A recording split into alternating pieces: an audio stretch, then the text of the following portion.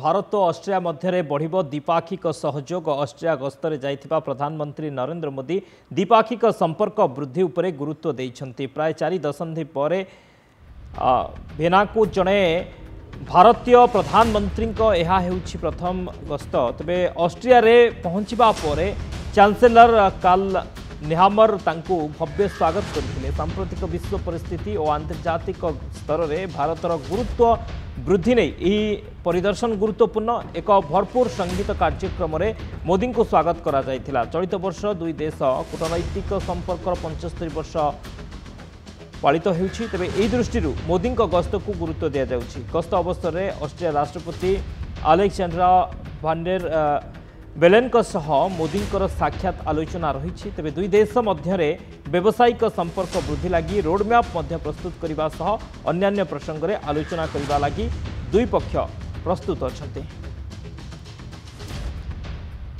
भारत और ऑस्ट्रिया मध्य द्विपाक्षिक सहयोग बढ़िबो।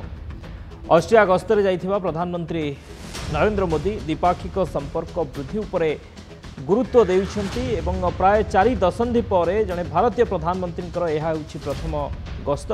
ऑस्ट्रिया रे पहुंचबा परे चांसेलर कार्ल नेहामर तांको भव्य स्वागत करिथिले।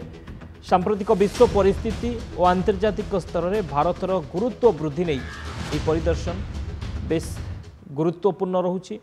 एक भरपूर संगीत कार्यक्रम में मोदी को स्वागत करा जायथिला।